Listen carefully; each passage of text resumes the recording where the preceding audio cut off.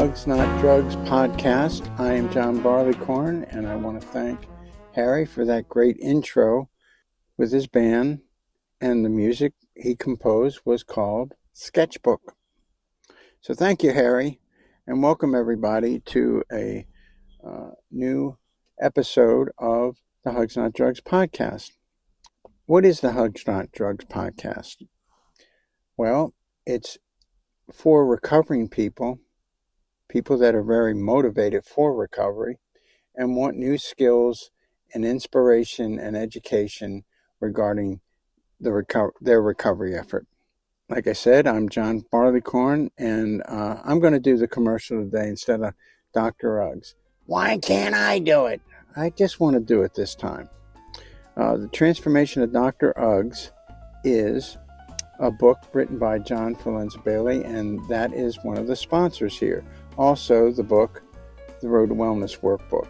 The Transformation of Dr. Uggs is a fairy tale that explains the progression of the disease of chemical dependence. It's not intended to be a story about blaming others for the acquisition of an illness. This fairy tale is intended to explain, not to blame. It is a story of discovery, insight, acceptance, and finally the right choices to live drug-free if one is chemically dependent. And the Road to Wellness Workbook is a workbook to provide educational, emotional support, and inspiration to persons suffering from addiction. It offers step-by-step lessons to people striving to turn their lives around regarding abstinence, relapse prevention, family dynamics, and self-assessment to continue to discover self day by day. Recovery is up to you. Mentors help, journals help. You must exchange and surrender destructive behaviors for constructive ways of handling the day-to-day stressors or triggers of life. No one deserves to continue to suffer from addiction. Get better, do the work. And the work requires one that has a substance abuse problem to find a mentor. That could be a counselor, that could be a friend, but it cannot be themselves. The program works if you believe in a higher power. The program works if you don't believe in a higher power. The program will not work if you think you are the higher power. So do the readings and the exercises, memorize the key points of it, and report that to what you've learned and thought and felt in this workbook. Share that with your mentor. Go through each week and have 30 days of recovery. Great workbook, but you've got to have some guts about this and follow directions. Okay, that's enough of that. Wow, you really did a better job than me. Not. Okay, here we go. We're going to go into our very interesting first of the year. It's a memoriam, though. And I'll have Hugs Not Drugs is going to lead us in this. Hugs Not Drugs has the same voice as me. However, he is not the same voice. And where are you, Hugs Not Drugs? I'm over here, and I do have the same voice as you. That's for true. So welcome back, friends, to the Hugs Not Drugs podcast, the show where we talk about healing, recovery, and the beautiful human mess we call life. Today's episode is different. Today we're talking about death and dying and what that teaches us about living. Don't turn off the dial. We're not here to scare anyone away, not to depress anyone, but to understand it. Understand the concept of death and dying and to honor it. And maybe, just maybe, to learn how loss can transform us. 2025 took some beautiful souls from this world.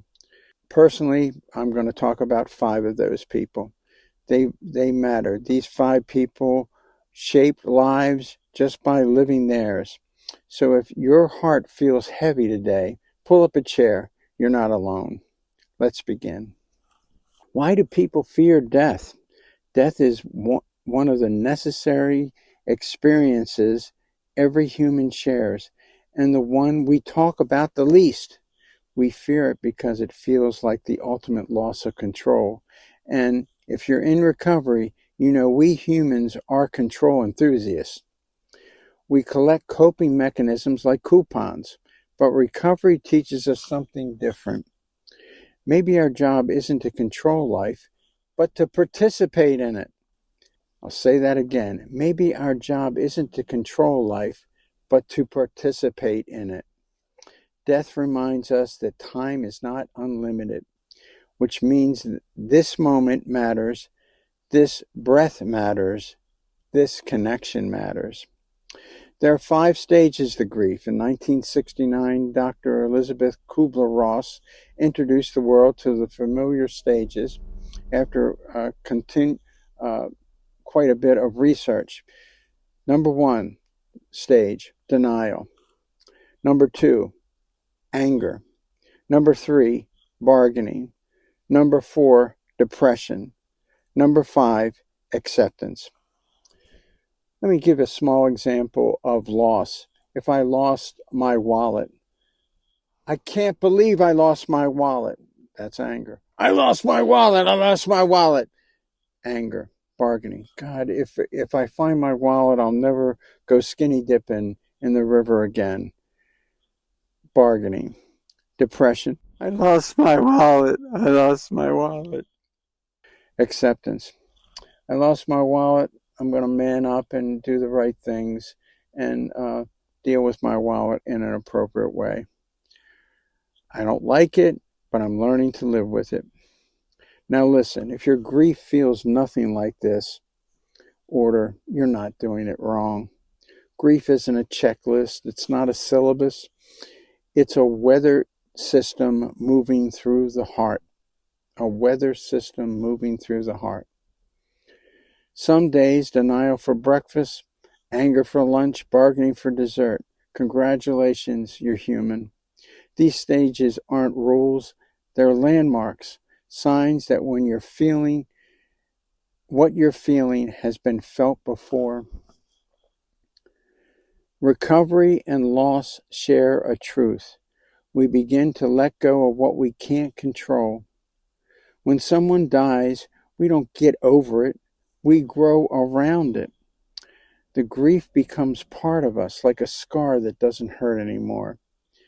This still reminds us of where the wound was. And in the rooms of recovery, we know this pain. Some people lose their life to the disease before they lose their life to time. That grief is real, and it deserves gentleness. Today, I'm going to honor 5 souls who left us in 2025. 5 lies, 5 stories, 5 gifts to me. Kathleen passed in her 80s after a life of generous living.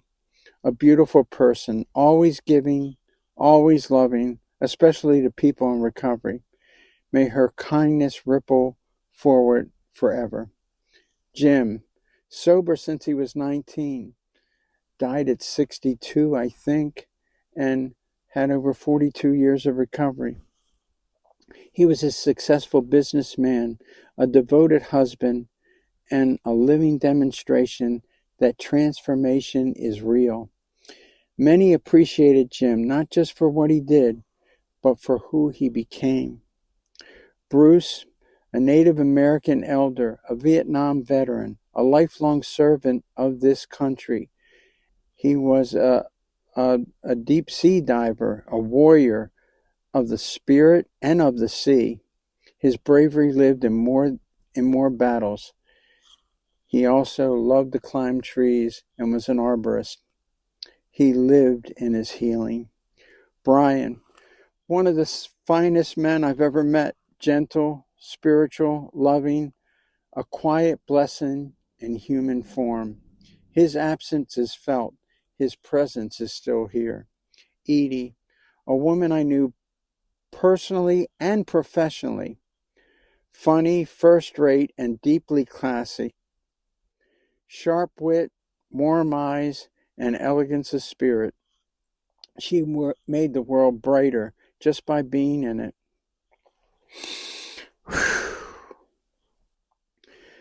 You are all in my heart. You are all in my head.